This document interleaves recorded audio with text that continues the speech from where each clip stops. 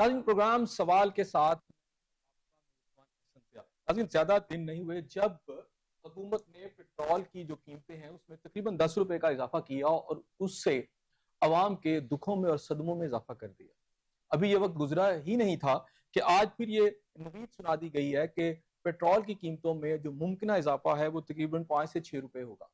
ये ऐसे वक्त में इजाफा किया जा रहा है कि जब चीनी की कीमतें जो हैं वो 200 रुपए फी किलो हो चुकी हैं और एक बहुत बड़ा आप समझे काटल जो है वो एक्टिव है, जिसने पहले चीनी जो है बैरून मुल्क जो है भिजवाई और अब महंगे दामों वापस लाकर जो पाकिस्तानी कौम का जो टैक्सों का पैसा है उस पर हाथ साफ कर रहा है। ऐसे में फेडरल कांस्टेबली का एक नया एक्ट पास हो चुका है जिसके जरिए फ्रंटियर कांस्टेबली को पूरे मुल्क में जो है इख्तियार दिए जा रहे हैं कि वो एक्टिवली एक्शन ले सकती है और ऑपरेट कर सकती है। इस हवाले से आज हम बात करेंगे कि इसका इम्पैक्ट क्या होगा। और तीसरी अहम बात यह है कि पाकिस्तान तहरीक इंसाफ के हवाले से जो बात की जा रही थी कि जनाब वो जो मुज़ाकरात के लिए हुकूमत के साथ तैयार है। राना सनाउल्लाह साहब जो हैं जो इस वक्त एडवाइजर है प्राइम मिनिस्टर के, उन्होंने बहुत वाज़िया कर दिया है कि जनाब इस्टेब्लिशमेंट के साथ ये बात करना चाहते हैं और ऐसे लोगों से बात करना चाहते हैं जो इनकी नजर के अंदर ताकत रखते हैं, जो इख्तियार रखते हैं और ये हुकूमत के साथ तो मुज़ाकरात ही नहीं करना चाहते। अब पहली बात यह है कि एक ऐसी हुकूमत जो कि दावा कर रही है कि पाकिस्तान के अंदर मईशत जो है बहुत अच्छी हालत में जा चुकी है और उसे उन्होंने जो कि दिगरगू एक सिचुएशन थी उससे निकाल कर उसको बाहर ले आए हैं और पाकिस्तान के जो एक आम आदमी है उसकी हालत को बेहतर किया जा सकेगा। और इसके हवाले से आज प्राइम मिनिस्टर पाकिस्तान ने एक और नई स्टेटमेंट दी जिसमें उन्होंने ये कहा कि जो टैक्सों का सिलसिला है उसको बेहतर बनाया जा रहा है, उसके नेटवर्क को बेहतर बनाकर एक आम आदमी को फायदा दिया जा रहा है, जबकि जो उमरा है या शुरफा है और जो उमरा आप समझे पूरा तबका है उसके ऊपर टैक्सों का एक डायरेक्ट जो बोझ आना चाहिए उस पर लाया जा रहा है और आम आदमी को इससे एक समझे कि सुकून मिलेगा। नदीम अफजल चंद इसी सूरत हाल के अंदर ये बता रहे हैं कि जहांगीर तरीन साहब जो है एक नवीद सुना रहे हैं कि जनाब वो जल्द पाकिस्तान पीपल्स पार्टी को ज्वाइन कर सकते हैं। वो ज्वाइन कर सकते हैं या नहीं कर सकते, इसके कितने इम्कान हैं, इस पर बात करेंगे। और इसके अलावा आज जो पंजाब असम्बली के अंदर जो एक क्राइसिस चल रहा था जिसके अंदर कहा जा रहा था कि स्पीकर साहब जो है 26 अरकान असम्बली जो तरीके इंसाफ के हैं उनको डिस्क्वालीफाई कर सकते हैं। लगता है कि दरमियान में बातचीत के जरिए कुछ ना कुछ मामला कहीं ना कहीं तय हो रहा है। इस पर बात करेंगे। मेरे साथ शरीक गुफ्तगू है, मेरे साथ स्टूडियो में मौजूद है आमिर मलिक साहब, सीनियर तजियाकार है, इनसे बात करेंगे। और इसके अलावा हमारे साथ टेलीफोन लाइन पर भी फर्दन जो है मुख्तलिफ जो है मेहमान जो है हमें ज्वाइन करते रहेंगे। नाज़रीन उस पर बात करेंगे। सबसे पहले आमिर मलिक साहब आपकी तरफ आता हूँ। ये जो एक नई नवीद सुना दी गई है और एक धमाका कर दिया है अवाम के ऊपर कि अभी 10 रुपए का एक बहुत बड़ा इजाफा था और ये आप देखें कि बजट से पहले ये सब कुछ हो रहा था।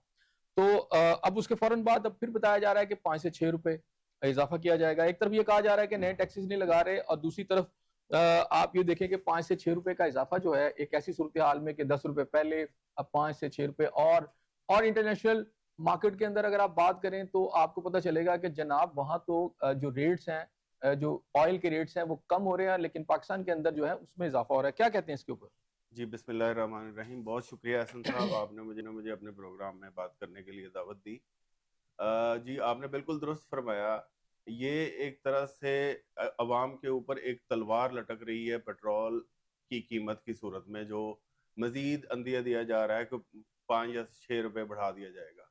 अगर आप देखें तो जब हुकूमत पिछले 1 साल के दौरान कम कर रही थी पेट्रोल की कीमत तो वो 1 रुपया या 2 रुपए से ज्यादा कम नहीं करती। लेकिन आप ये देखें कि ये सिर्फ 15 दिन के गैप से ये पेट्रोल की कीमत में 15 से 20 रुपए बढ़ाने जा रहे हैं, जिसमें ऑलरेडी 10 से 12 रुपए बढ़ा चुके हैं ये। और अब दूसरे इजाफे से वो जाहिर है कि मजीद बोझ अवाम के ऊपर इससे पड़ेगा। अब पेट्रोल की कीमत बढ़ने से तमाम अशिया की महंगाई में इजाफा होता है, क्योंकि हर चीज जो है वो ट्रांसपोर्ट होके वो पहुंचनी होती है और उसकी वजह से तमाम जो ताजर हैं और तमाम जो व्यापारी हैं वो सब हर चीज पे अपनी कीमतें बढ़ा देते हैं। ट्रांसपोर्ट के किराए बढ़ जाते हैं, लोगों का आना जाना मुश्किल हो जाता है, लोगों की इनकम कम हो रही है, लोग अब मैनेज करने के काबिल नहीं रहे।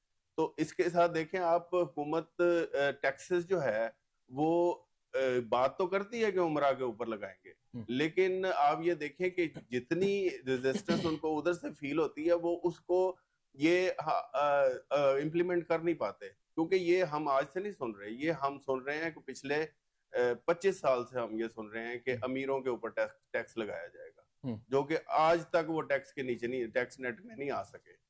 آپ یہ دیکھیں کہ جتنی ایمنیسٹی سکیمز ہیں، آپ جتنے ڈیفالٹ ہیں بجلی کے بلوں میں یا دوسرے ٹیکسز میں، وہ ایمنیسٹی سکیمز دی جاتی ہیں امیروں کو کہ ان کے جو ڈیفالٹ ہیں وہ ان کو تاکہ ان کو کور کیا جا سکے، ان سے آدھے پیسے وصول کر کے ان کو کلیئر کر دیا جائے۔ لیکن آپ دوسری طرف عام آدمی کی طرف دیکھیں تو اگر وہ ایک چالان نہیں بھرتا تو اس کے لیے قانون سخت سے سخت کیا جا رہا تھا، اب وہ اس کے لیے جینا محال ہو چکا ہے کہ وہ کس طرح اچھا عامر صاحب آپ دیکھیں کہ یہ جو اشیاء کی قیمتیں بڑھ رہی ہیں، اس میں اشیاء خرد و نوشوں کے ایک عام آدمی نے کھانی بھی ہے اور اس کے بغیر اس کی زندگی بھی ممکن نہیں ہے، اس کے ہم ریٹ دیکھتے ہیں تو آسمان سے باتیں کر رہے ہیں۔ ایسے میں آپ جب پیٹرول کی قیمتیں، اور آپ نے خود کہا کہ جب یہ بڑھاتے ہیں تو اس کا انڈائریکٹ جو امپیکٹ آتا ہے وہ تقریباً تمام جو آپ سمجھے کہ اسپیر آف لائف ہے اس پر آ جاتا ہے۔ اور پہلے سے اگر آپ خرد و نوش کی اشیاء کی قیمتیں دیکھیں، اس میں دالیں دیکھ لیں، اس میں چاول دیکھ لیں، اس میں سبزیاں دیکھ لیں، اس میں پھل دیکھ لیں، تو وہ آسمان سے باتیں کر رہے ہیں۔ ایک عام آدمی جس کی 30-35 ہزار جو ایک تنخواہ ہے، خاص طور پہ میں سمجھتا ہوں مڈل کلاس اور سیلڈ کلاس جو ہے وہ بڑی امپیکٹ اس کو آ رہا ہے۔ تو ایسے میں جب بجٹ آیا اور یہ چیزیں آئیں اور اب یہ نیا اضافہ، ایک عام آدمی کہاں کھڑا ہے؟ عام آدمی کا تو جینا محال ہو چکا ہے۔ آپ یہ دیکھیں کہ پچھلے 2-3 مہینے پہلے پرائم منسٹر صاحب نے بڑے ہی جوش و خروش سے بجلی کی قیمتوں میں 7 روپے فی یونٹ کم کرنے کا اعلان کیا۔ اب میں بھی اسی پاکستان میں رہتا ہوں، میں خود بھی بجلی کا کنزیومر ہوں، مجھے تو ان پچھلے 3-4 ماہ میں یہ 7 روپے کمی کا کہیں پہ بھی اندازہ نہیں ہوا۔ اب یہ پچھلے 15 دن پہلے پرائم منسٹر صاحب نے وہ جو ریلیف سو کولڈ دیا تھا وہ واپس بھی لے لیا۔ اب یہ پتہ نہیں کہ یہ ریلیف جو دیا گیا تھا یہ کہاں گیا، کیونکہ میں تو اپنے بہاف پہ بات کر سکتا ہوں کیونکہ میرے پاس تو بل موجود ہے۔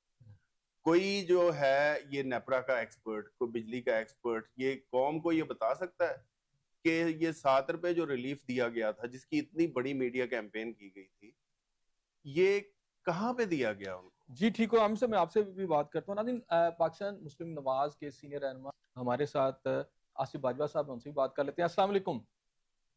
وعلیکم السلام جناب علی صاحب، کیسے ہیں آپ؟ کیا حال ہے آپ کی؟ طبیعت ٹھیک ہے؟ فائن جی fine, thank you very much for calling. اچھا یہ بتائیے گا کہ اس وقت جو صورتحال ہے، آپ کو پتہ ہے کہ باجوہ صاحب کے ایک عام آدمی کی زندگی جیرن ہو چکی ہے اور مہنگائی اس قدر زیادہ ہے کہ اس کے جو تازیانے ہیں حکومت کوئی بھی موقع نہیں جانے دے رہی ان کی کمر پہ برسانے کے لیے۔ اب 10 روپے پیٹرول کی قیمتیں بھی چند دن پہلے ہوئی اور اب اس میں اضافہ ہوا، اب 5 روپے پھر مزید اضافہ ہو گیا ہے۔ کیا کہتے ہیں اس کے اوپر؟ دیکھیں سر، گزارش یہ ہے کہ یہ مجھ سے زیادہ آپ کے علم میں ہے اور آپ کو مکمل اس کی انفارمیشن ہے، بڑے باخبر صحافی ہیں کہ یہ جو پیٹرول کی قیمتیں ہیں یہ آپ کے علم میں ہے کہ جو کمپنیز ہیں، جو اوگرا ہے، اس میں گورنمنٹ کا کوئی پروفٹ نہیں ہے، جو طے شدہ ریٹ ہے لیوی کے وہی ہیں۔ اس کے بعد کبھی اس گورنمنٹ نے کوئی انکریز نہیں کیا ہے۔ تو میں یہ سمجھتا ہوں کہ یہ بات درست ہے کہ مہنگائی کی چکی میں عوام پس رہے ہیں، عوام کو بے شمار مسائل ہے اور عوام کو ریلیف دینے کی ضرورت ہے، کسان بھی پریشان ہے، اور جو جنرل کے ریسورسز جو ایک تو کمانے والا ہے جس کے ایک پوری فیملی ہے، اس کے مسائل بے شمار ہیں۔ لیکن اس کے ادروائز اگر آپ دیکھیں تو اس گورنمنٹ نے میاں شہباز شریف صاحب نے کئی دفعہ کہا کہ ہم نے اپنی سیاست کو قربان کیا ہے اور ہم نے پاکستان کی ریاست کو بچایا ہے۔ ہمارا ووٹر ہم سے ناراض ہے، ہمارا سپورٹر ہم سے ناراض ہے مہنگائی کی وجہ سے، لیکن ہم نے پاکستان کو گرے لسٹ سے نکال کے خطرات جو باجوہ صاحب یہ تو ایسے ہے کہ پاکستان کو بچانے کے نام پر پاکستان کی عوام کو مار دیا نا جی۔ دیکھیں آپ کہہ سکتے ہیں اس طرح کی بات، لیکن دراصل الٹیمیٹلی پاکستان کو اگر بلیک لسٹ کر دیا جاتا، اگر پاکستان ڈیفالٹ کر جاتا تو آپ سمجھتے ہیں کہ پھر یہاں پیٹرول کتنے کا ہوتا؟ پھر آپ سمجھتے ہیں کہ یہ ڈالر جو 279 پہ یا 280 کے اوپر کھڑا ہے گزشتہ ایک سال سے، وہ کہاں جاتا؟ تو اس لیے میں یہ سمجھتا ہوں یہ بات درست ہے. اچھا بھائی صاحب ابھی میں چاہ رہا ہوں مجھے اس بات کا بھی جواب دیں. آپ یہ کہہ رہے ہیں کہ پاکستان کو بچا لیا, ڈیفالٹ کر رہا تھا. اچھا غریب جو عوام ہے اس کی تو باقاعدہ میرا پوائنٹ سن لیجیے گا, اس کی تو باقاعدہ کھال اتاری جا رہی ہے, جبکہ اسپیکر اور آپ کے جو نیشنل اسمبلی آپ کا جو سینٹ ہے اور اسپیکر جو ہے وہ دیکھیں ان کی تنخواہوں میں 3-3 لاکھ سے اٹھا کر 22-23 لاکھ ہو گیا. آپ کے جو پارلیمنٹیرینز ہیں ان کی تنخواہوں میں 300-400 گنا اضافہ ہو گیا. آپ کے ایف بی آر کے جو افسران ہیں, آپ کی جو بیوروکریسی ہے, آپ کے جو ججز ہیں, مطلب خوشنما اضافہ کر دیا کہ ان کی تنخواہوں میں, ان کی مرات میں.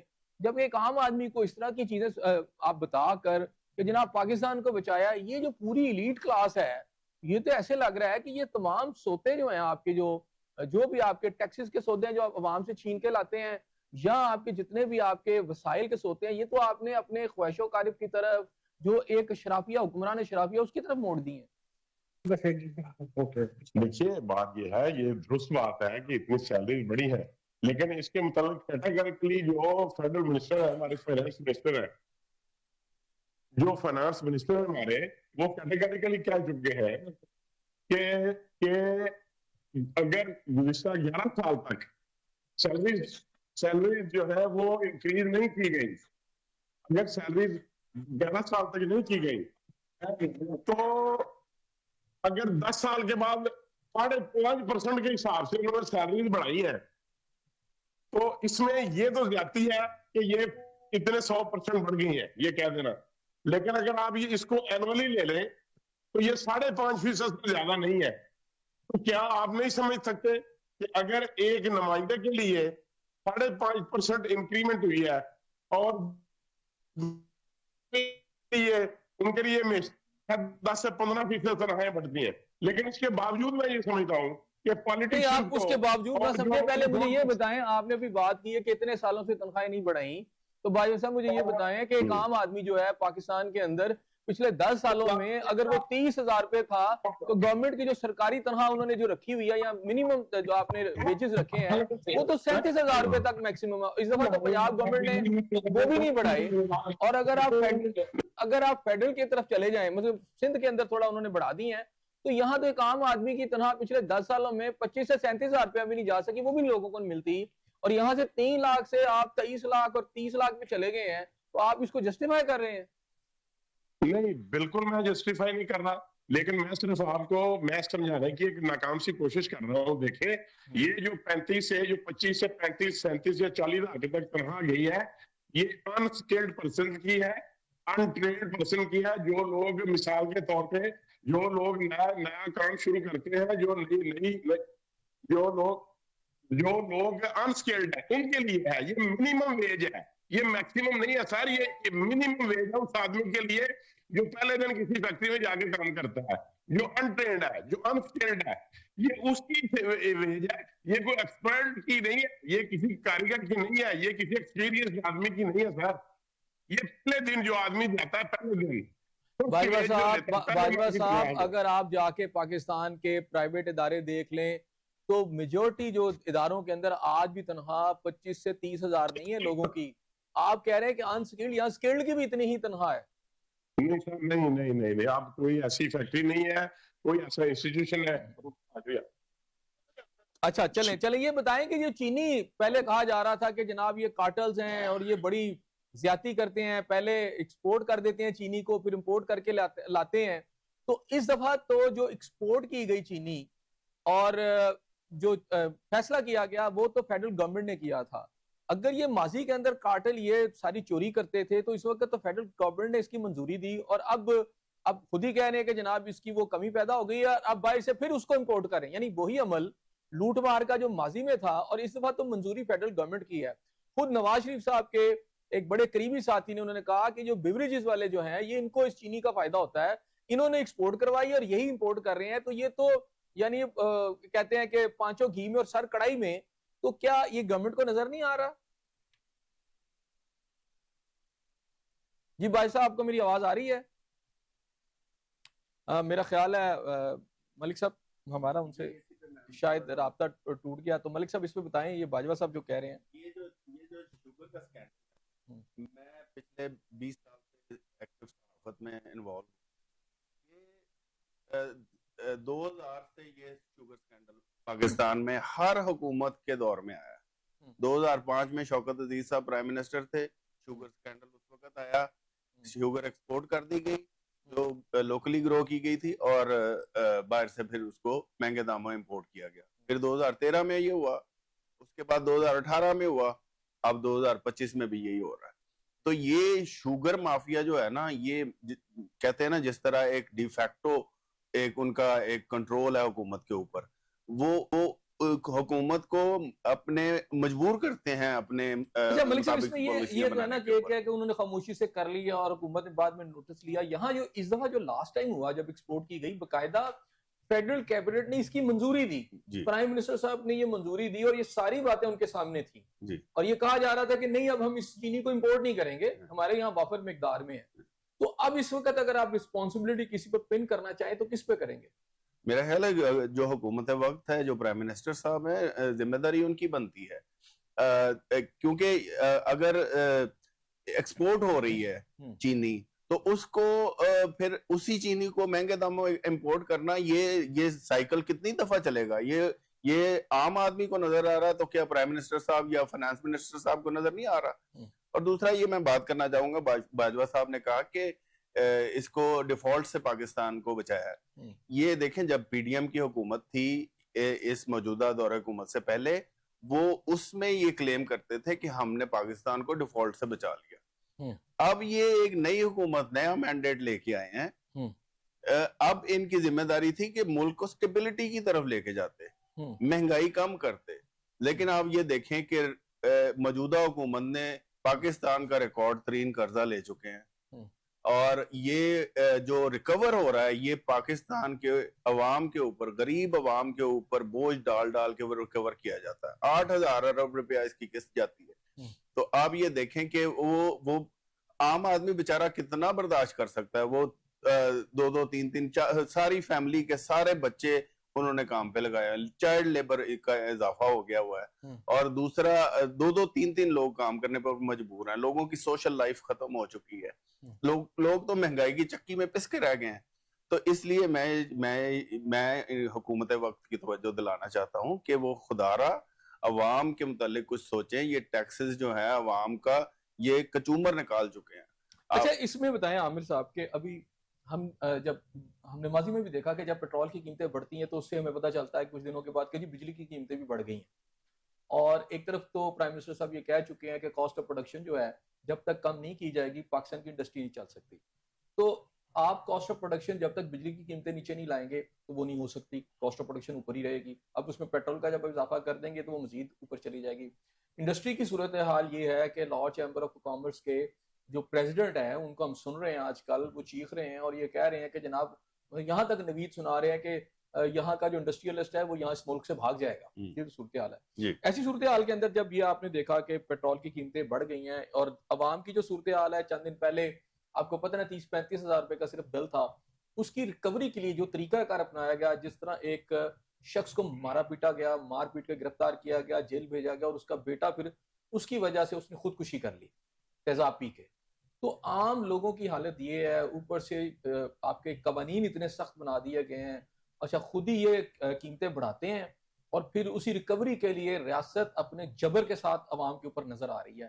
یہ جو ایک نیا ٹرینڈ آیا ہے جس میں پہلے ہم نے کبھی نہیں دیکھا تھا کہ 30-35 ہزار روپے کی ریکوری کے لیے آپ کے حکومتی مشینری چلی جائے اور مار پیٹ شروع کر دے, تشدد کر کے لے کے جایا جائے. مطلب یہ تو ہم نے کبھی بھی نہیں دیکھا تھا جو اس وقت اس حکومت کے اندر ہمیں نظر آ رہا ہے.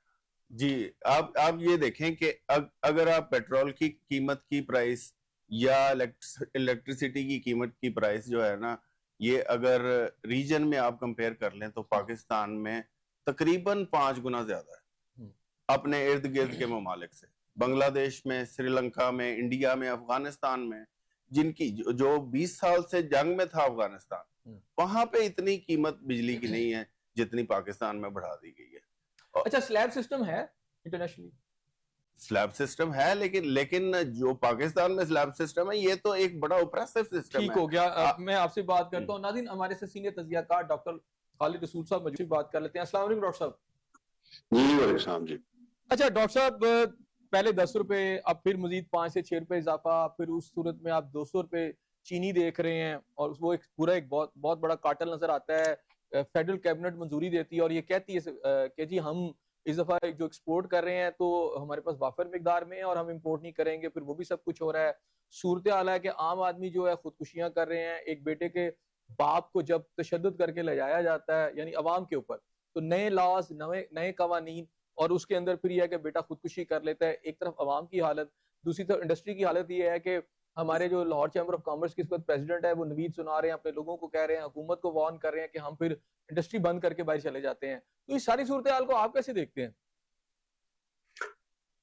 دیکھیں اوور آل یہ مس گورننس ہے at all levels, federal level کے اوپر بھی اور پروونشل لیول کے اوپر بھی۔ جب بھی بجٹ آتا ہے تو اس میں یہ ہے کہ حکومت کی اپنی پرائرٹی سامنے آتی ہیں کہ انہیں آئی ایم ایف کو کنٹینیو کرنے کے لیے پروگرام کو انہیں ہر صورت میں ریونیو چاہیے۔ اب یہ کہ جو بلیک اکانومی ہے یا انڈاکومنٹڈ اکانومی ہے اس پہ تو ان کا بس چلتا نہیں ہے۔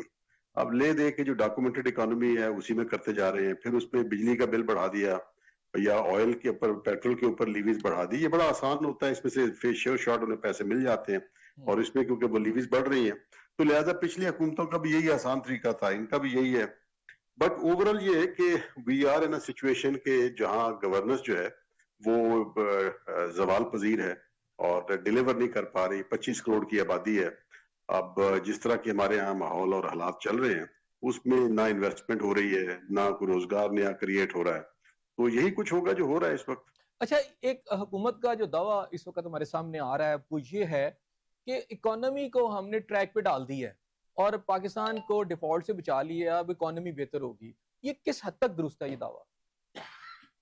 دیکھو ڈیپینڈ کرتا ہے اس دعوے کے آپ کس طرف کھڑے ہیں۔ اگر آپ ان کی طرف کھڑے ہیں تو ان کے پوائنٹ آف ویو سے ٹھیک ہے، لیکن اگر آپ اس دعوے کے اس طرف کھڑے ہیں جہاں عوام ہے اور ہم لوگ ہیں تو وہ ہمیں پتہ ہے کہ 1922 کے بعد، 2022 کے بعد اب تک کیا بیتی ہے لوگوں کے ساتھ اور اس کی کاسٹ کیا ہے۔ جو یہ سو کالڈ سٹیبلٹی کہی جا رہی ہے اور جو economic stability macro economic indicators کی ہے اس کی بڑی بھاری قیمت عوام نے دی ہے، انفلیشن کی شکل میں دی ہے، بے روزگاری کی شکل میں دی ہے، پولیٹیکل انسٹیبلٹی کی شکل میں دی ہے، تو دیر از اے ہیوج کاسٹ۔ لیکن کیونکہ اگر آپ حکومت کی سائڈ پہ کھڑے ہیں تو وہ کیونکہ حکومت ان کی انہی چیزوں کے اوپر کھڑی ہے تو لہٰذا ان کے نزدیک تو انہوں نے کمال کر دیا۔ لیکن یہ ہے کہ ریالٹی تو وہ نہیں ہے۔ اچھا، ریالٹی تو وہ جو آپ کو بازاروں میں نظر آتی، سڑکوں میں نظر آتی، جو لوگ دوائیوں کی قیمتیں جو ہے نا وہ کتنی گنا بڑھ گئی ہیں، عام سبزی فروٹ کی قیمتیں بڑھ گئی ہیں، اشیاء خوردونوش کی قیمتیں بڑھ گئی ہیں، بجلی کے بل ہیں، پیٹرول ہے۔ ان سے پوچھئے کہ جناب اپنی آپ کے پچھلے 3 سالوں میں کتنے حالات بہتر ہوئے ہیں اور کتنی اچھا، بلے ابھی بلے ہوئی ہیں۔ حکومتی ایک ہمارے ساتھ ان کے ایک زوما موجود تھے مسلم نواز کے، ان کا یہ کلیم تھا کہ جناب یہ جو تنخواہیں بڑھا دی گئی ہیں اسپیکر کی اور سینیٹر کی، سینٹ کے چیئرمین کی، یعنی 2-3 لاکھ روپے سے وہ چلی گئی 22-23 لاکھ، اور باقی آپ نے پارلیمنٹرینز کی تنخواہوں میں اضافہ، تو وہ یہ کہتے ہیں کہ پچھلے 10 سال سے چونکہ اس میں جو اضافہ ہے ہوا نہیں تھا تو اس وجہ سے ہی جسٹیفائیبل ہے۔ لیکن ایک طرف ہم ایک عام آدمی کی تنخواہ دیکھتے ہیں، جو منیمم تنخواہ آپ نے ویجز رکھے ہیں 37,000 روپیہ، وہ بھی لوگوں کو میجورٹی کو نہیں ملتی اور اس میں کوئی اضافہ بھی نہیں ہے۔ دوسری طرف پارلیمنٹیرینز کی 300 گنا اضافہ ہے، تو کہاں ہم اس کو سٹرائک کریں گے بیلنس کو؟ اس میں 2 چیزیں جی واضح طور پہ۔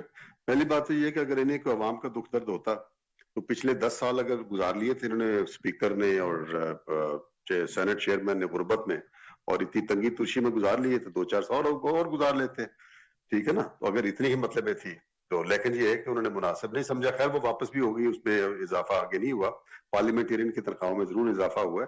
تو بنیادی طور پہ یہ ہمارے یہاں ایلیٹ کیپچر ہے، ایلیٹ کے اپنے مسائل ہیں، وہ اپنے انداز میں سوچتے ہیں، عوام کا فکر فاقہ پتہ ہی آپ کو جتنا ہے۔ نمبر 1۔ نمبر 2 یہ کہ جو تنخواہیں جب بڑھائی جاتی ہے نا جی، سو اس میں ہوتا بنیادی طور پہ یہ ہے کہ آپ انفلیشن بڑھاتے ہو۔ اچھا، جب انفلیشن آپ بڑھا دیتے ہو تو اس کا مطلب ہے لوگوں کی قوت خرید میں کمی آ گئی۔ سو اس میں یہ ہے کہ جب بھی تنخواہیں بڑھائی جاتی ہیں اس میں یہ تو نہیں کہ لوگوں کی ارننگ بڑھ گئی، اس میں آپ دیکھ لیجئے کہ لوگوں کی قوت خرید with the passage of time کم ہوئی ہے، اور پچھلے خاص طور پہ 4-5 سالوں میں اگر ہم دیکھتے ہیں تو یہی کچھ ہو رہا ہے۔ اچھا، ایک اور بات کہ جب آپ اس طرح کی قیمتیں بڑھاتے چلے جاتے ہیں تو اب ایک تو یہ ہے کہ عوام کی کتنی کیپیسٹی ہے، ذرا یہ بتا دیں کہ آپ تار پہ گیلے کپڑے ڈالتے جا رہے ہیں تو ظاہری بات ہے ایک وقت آتا ہے تو ٹوٹ جاتی ہے تار۔ تو ایک تو مجھے یہ بتائیے گا کہ عوام کی کیپیسٹی ابھی کتنی ہے، اور دوسری بات ہے کہ ایک اور بھی ایک پرسیپشن ہے وہ یہ ہے کہ جی جوتے اور مار لیں لیکن جلدی مار لیں۔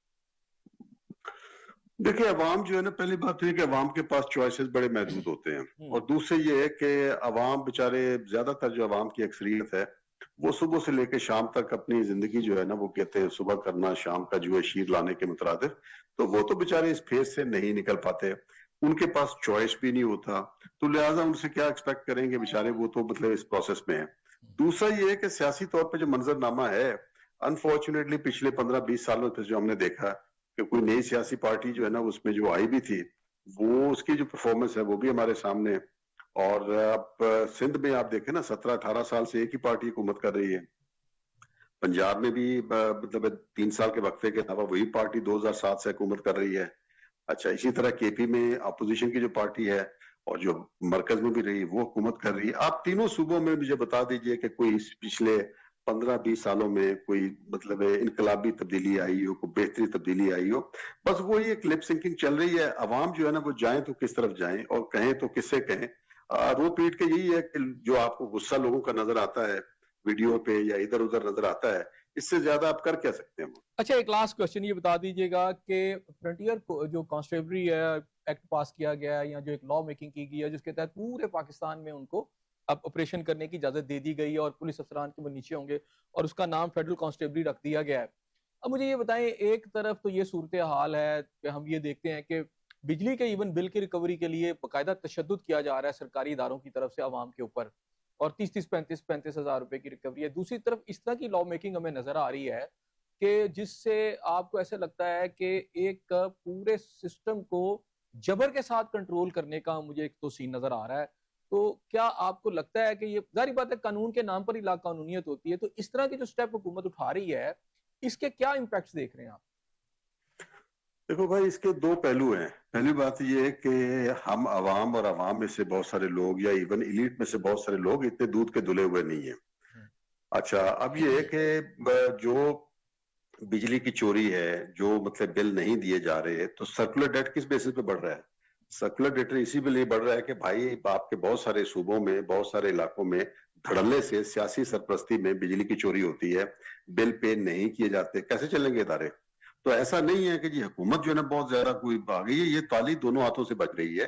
तो लिहाजा एक तरफ ये है कि जो सर्कुलर डेट जो है वो 2 दफा सेटल करने के बावजूद इस तेजी से बढ़ा है, अब तो वो गैस में भी तमाशा जो है ना वही शुरू हो गया है। तो लिहाजा ऐसा नहीं है कि जो मतलब है कि पब्लिक साइड के ऊपर या उसमें दूध के धुले हुए हैं सारे। दूसरी बात ये रहेगी कि जो फेडरल कांस्टेबलरी की आप बात कर रहे हैं उसमें अभी मेरा ख्याल है उसके मोटिव को जरा क्लियर होना बाकी है। फेडरल लेवल के ऊपर मुख्तलिफ ममालिक में ये है कि रेगुलर आर्मी के अलावा या रेंजर्स के अलावा इस तरह की जो लॉ इन्फोर्सिंग एजेंसीज होती हैं, लेकिन उसके मैंडेट बड़ा क्लियर हुआ करते हैं। हमारे यहाँ एफसी जो है ना वो एक मखसूस माहौल और बॉर्डर्स के ऊपर ही करती रही है और उसमें भी बड़े क्वेश्चन मार्क्स हैं, सवालात उनके ऊपर काफी उठते रहे हैं। लिहाजा ये जो इकदाम है ये अभी तो किया इन्होंने, लेकिन उसके सही मोटिव अभी सामने आएंगे। और दूसरे फिर ये कि किस तरह इसको इस्तेमाल किया जाता है।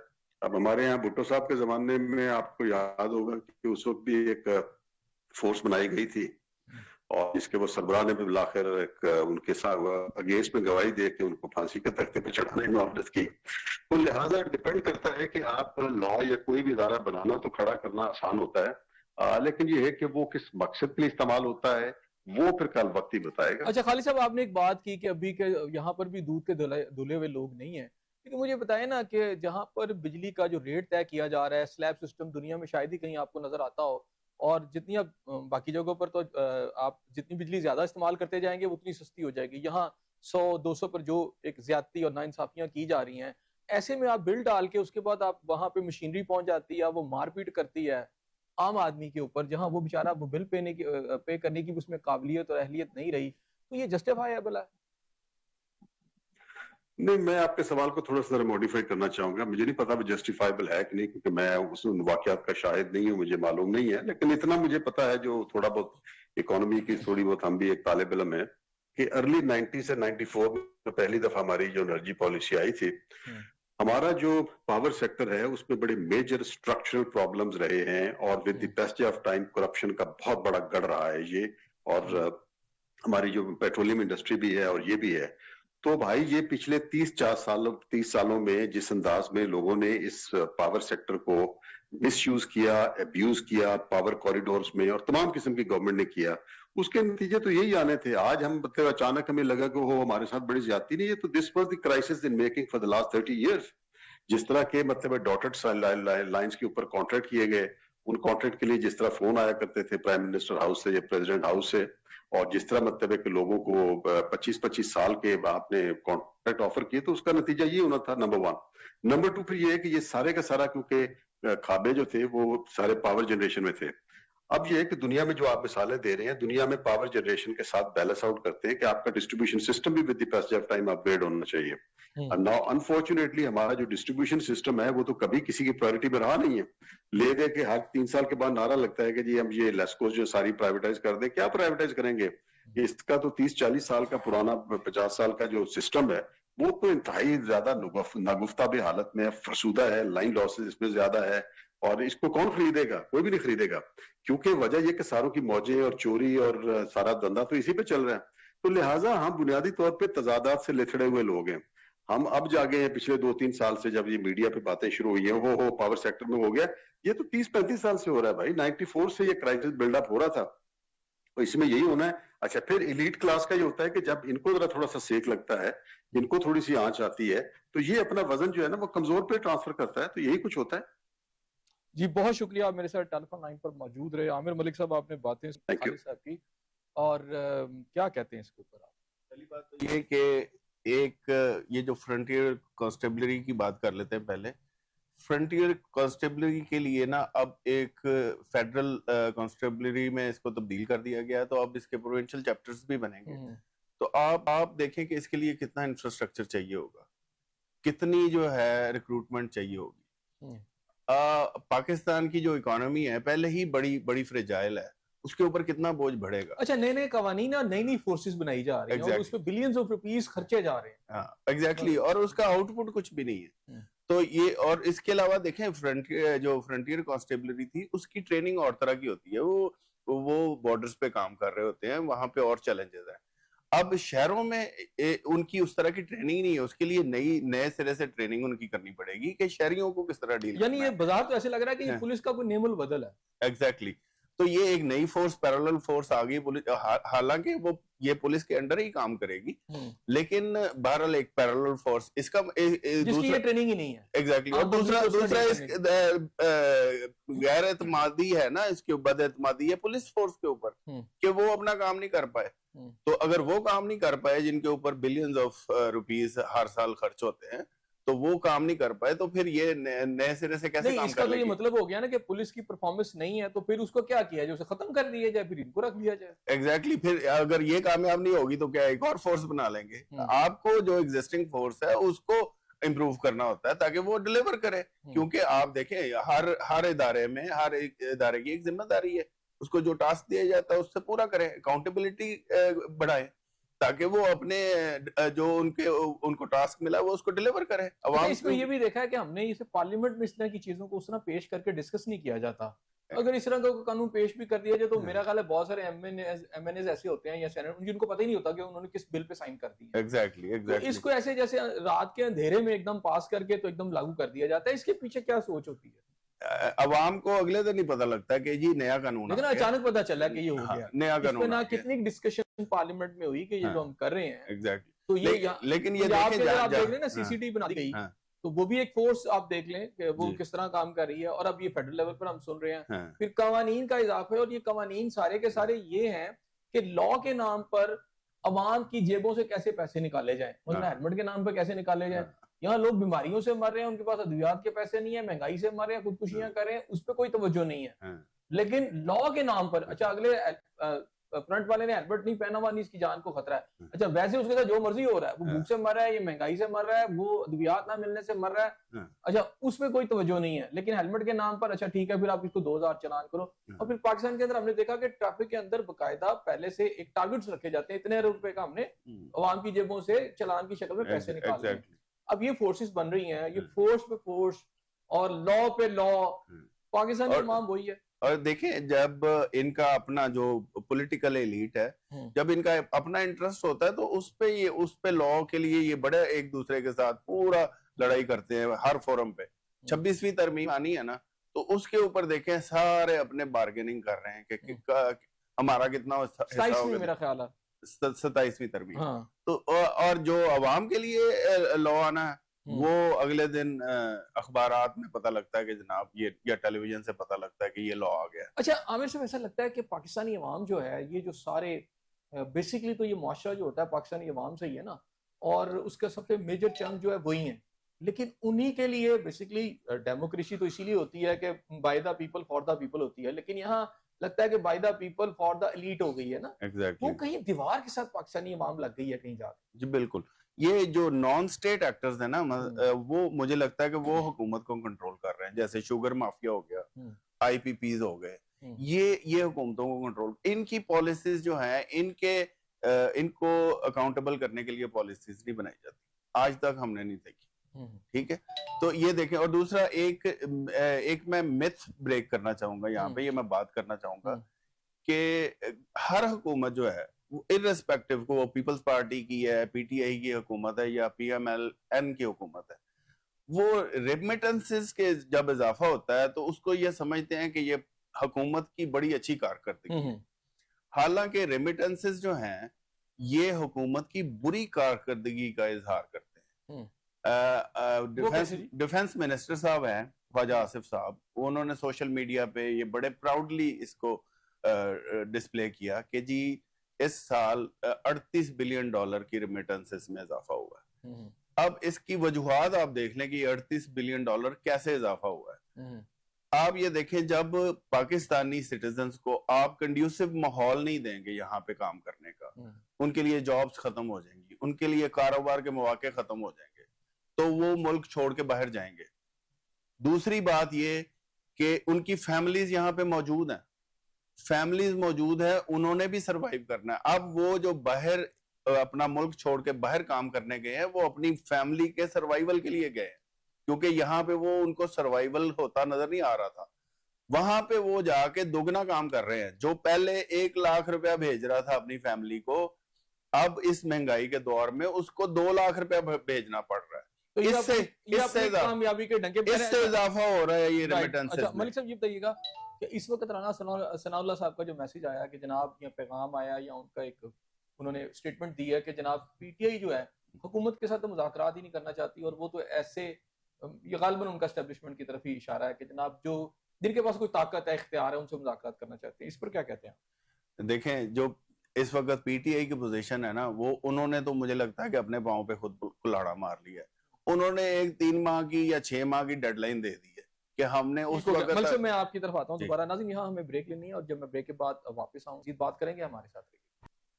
ناظرین پروگرام میں آپ کو ایک دفعہ پھر خوش آمدید کہتے ہیں. اچھا ملک صاحب آپ سے بات ہو رہی تھی بریک سے پہلے کہ اس وقت جو آپ رانا ثناء اللہ صاحب کا بیان دیکھا تو پی ٹی آئی کہاں کھڑی ہے؟ میرا خیال ہے جو پی ٹی آئی کی موجودہ قیادت ہے اس وقت میں یہ سمجھتا ہوں کہ وہ اسٹریٹ موومنٹ چلانے کے قابل نہیں رہے. اس کی وجہ یہ ہے کہ پی ٹی آئی کے جو اپنے ورکر ہیں وہ اب اس لیڈرشپ پر ٹرسٹ نہیں کرتے.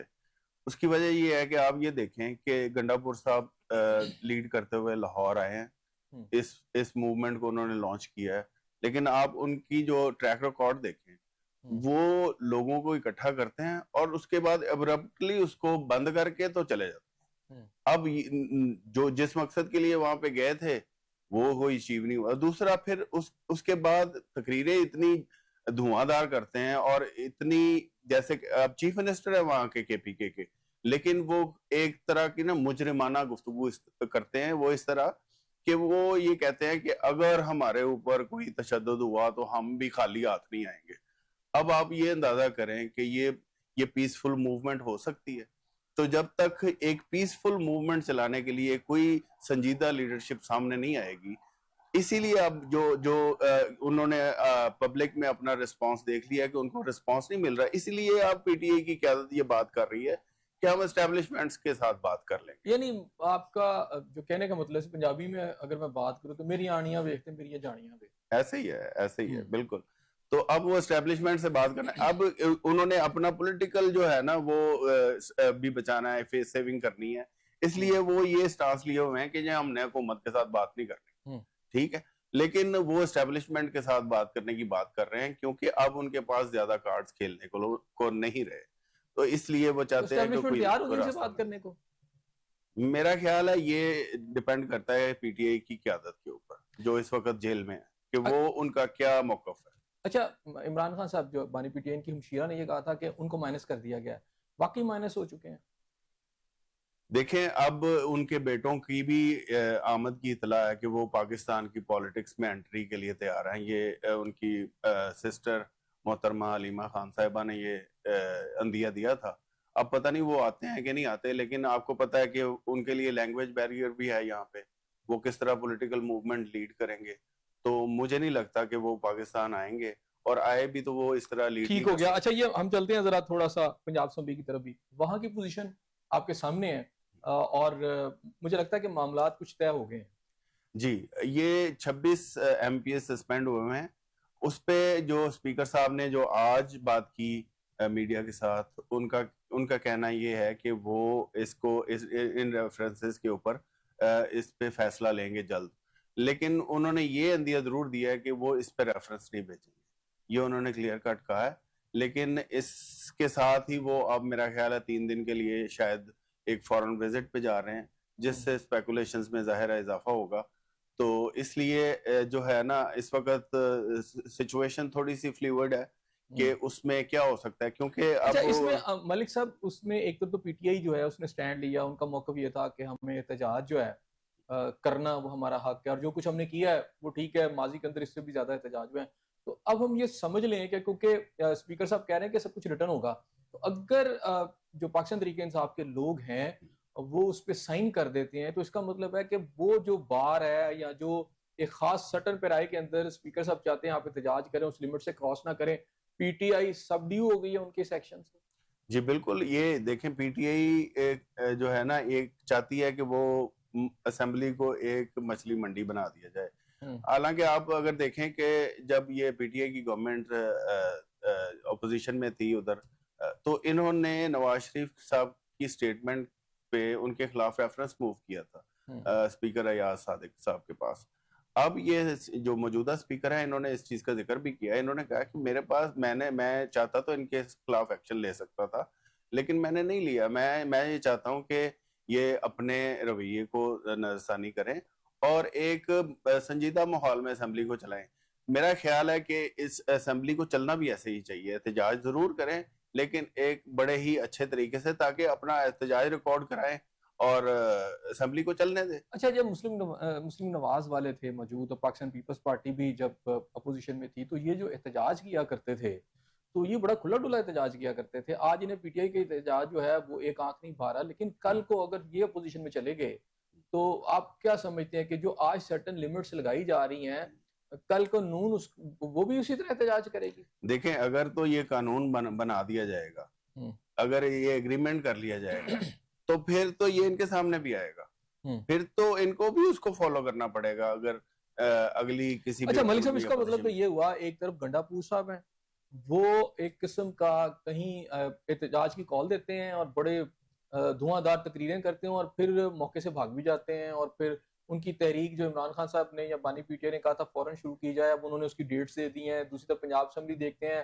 جہاں خان صاحب کہتے ہیں کہ احتجاج کریں, اور پھر احتجاج کی کال ہے کہ سڑکوں پر بھی آنا ہے. وہاں کی اپوزیشن بھی جو ہے وہ بھی سب ڈیو ہو جاتی ہے, اور جس طرح گورنمنٹ چاہتی ہے اس پیرامیٹر میں آ جاتی ہے. تو آپ کیا کہیں گے اس کے اوپر کہ کیا بانی پی ٹی آئی کا کنٹرول جو ہے اپنی اپوزیشن کے اوپر جس انداز میں وہ تحریک چلانا چاہتے ہیں اس میں کیسے کامیاب ہوں گے؟ دیکھیں جو میرا خیال ہے کہ جو موجودہ لیڈرشپ ہے نا, یہ انہوں نے نہ صرف بانی پی ٹی آئی کا ٹرسٹ کھو دیا, انہوں نے پبلک کا ٹرسٹ بھی. بہت شکریہ, بہت شکریہ. ناظرین آپ نے ہماری باتیں سنی. بات یہاں یہ ہے کہ اس وقت جو عوام کا آہو فغاں ہے وہ آسمان سے باتیں کر رہا ہے, لیکن جو ہمارے حکمران وقت ہیں یا ارباب اختیار ہیں ان کے کان پر بھی نہیں گئی. اب دیکھنا یہ ہے کہ یہ جو ایک پریشر عوام پر آ چکا ہے مہنگائی اور بے روزگاری کی شکل میں, اس کو وہ کتنا برداشت کرتے ہیں. کیا بات یہی ہے کہ بڑھاتے چلے جائیں, بس آپ جلدی سے جو سزا دینی ہے ہمیں دے دیں, اور وہ جو میں نے کہا تھا شروع میں کہ جناب جوتے مار لیں اور کوئی بات نہیں ہے, تو کیا اس طرح سلسلہ چلے گا, یا پھر مہنگائی سے تنگ عوام کچھ اور بھی سوچیں گے؟ اس دعا کے ساتھ کہ اللہ تعالیٰ آپ کو اپنی رحمتوں کے سائے میں رکھے. اپنے میزبان احسن زیاد کو اجازت دیجیے. اللہ حافظ.